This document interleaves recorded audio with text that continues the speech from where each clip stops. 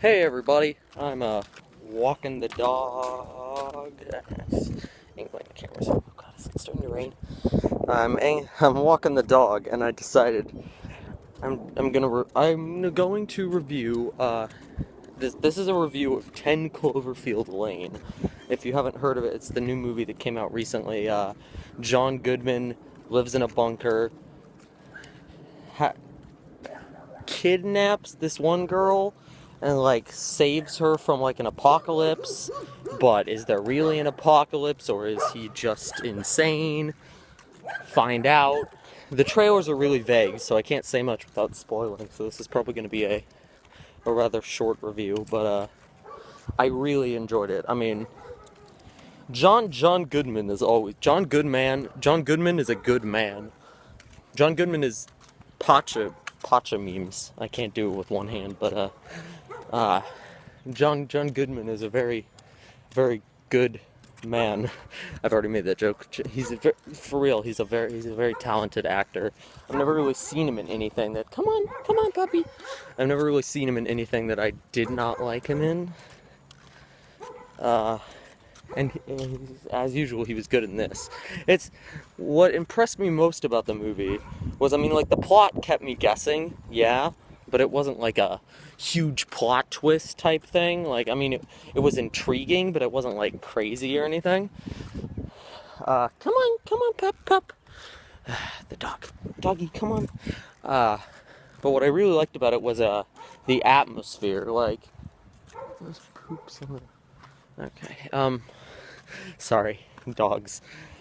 My mom is down in San Antonio with my sister, and my dad went to a basketball game with my brother, so I have to walk the dogs. But what impressed me most about the movie was probably John Goodman. If you've ever seen him in anything, he's always plays a really like likable character. Like, even when he's like the bad guy, he's like smiling and pleasant. This movie proves he can do unpleasant, because even like there are moments where, like, I mean, a lot of the movie it's a very tense movie. Like, not a lot happens action wise, but it's very like, what's gonna happen next? What's going on here? Like the audience is just as in the dark as the main character. The audience is just as in the dark as the main character is about the whole thing. So the main character is a girl played by, I don't know, the actress's name was like Mary Elizabeth Winstead, I think, or Winstead. I don't know. Come on, puppy, come on. And she's the one who gets like kidnapped, and like, her car crashes, and then she wakes up in his like bunker, and he's got another guy with him too, this like guy that's supposedly helping build the bunker. Although if you actually watch the movie, the fact that the guy there's like inconsistencies as to when certain things happen before the events of the movie. Come on, doggy. Come on, dog. Let's go. But for the most part, it's pretty relaxed. Or not relaxed. What am I saying? It's consistent, and the plot is pretty good. But that's what I was saying about John Goodman. Even in the like calm scenes, because the movie is very tense. There's always, come on, puppy, what are you doing? Come on. There's always an uncomfortable feeling. He just like gives them, like, he'll clench his fist randomly, and he'll just like be frowning, and you always feel like he's about to snap. And he kind of talks like really serious like this, and even in the moments where he seems like kind, there's still just this sense of unease, which is entirely due to the actor, because it's not, I mean, most of his lines weren't particularly menacing. It was all the delivery of it was all the performance. I remember looking up the movie before it came out, and seeing some article title that said, John Goodman deserves Oscar recognition for his acting in this movie. Honestly, I agree. It's one of the best performances I've ever seen in terms of complexity. There's some really great scenes of tension between him and the girl who never fully buys that they're in an apocalypse, and the other guy that's with him kind of buys it more. It's so hard to talk about this movie without going into spoiler territory. I'm gonna talk about like a minor spoiler. I'm gonna be really vague. So, come on, doggy, come on.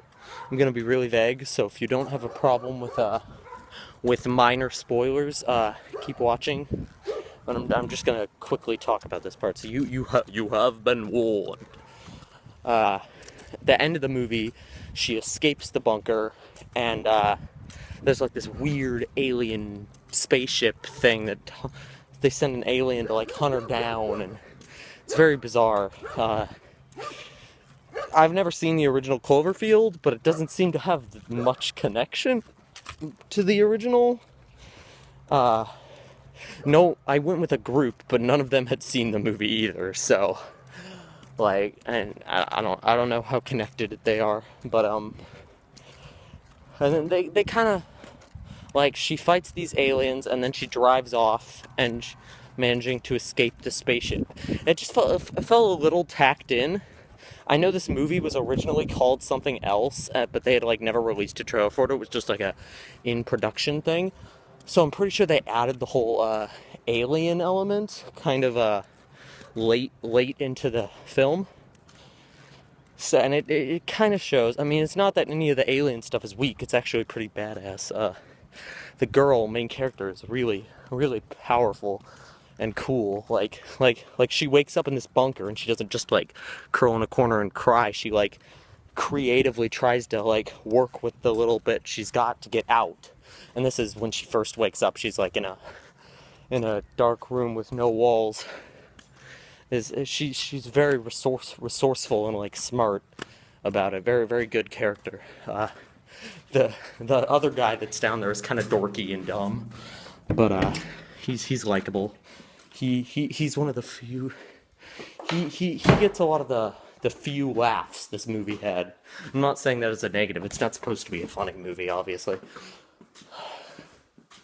Hi, puppies.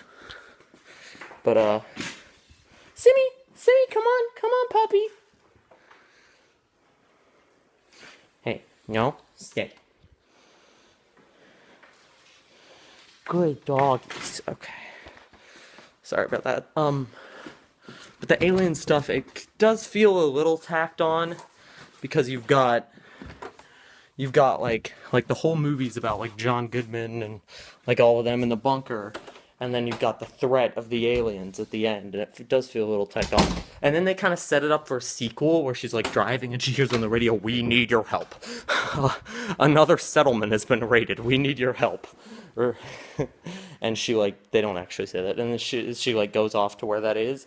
It's kind of setting up for a sequel, but honestly I don't think they should do like a direct sequel, because it wouldn't tie in that much with what was in this movie, considering that most of this movie was like a separate entity. I mean, obviously the whole apocalypse thing is crucial to the mystery, but like in the end it doesn't end up being that, like it's the last like 10 minutes of the movie.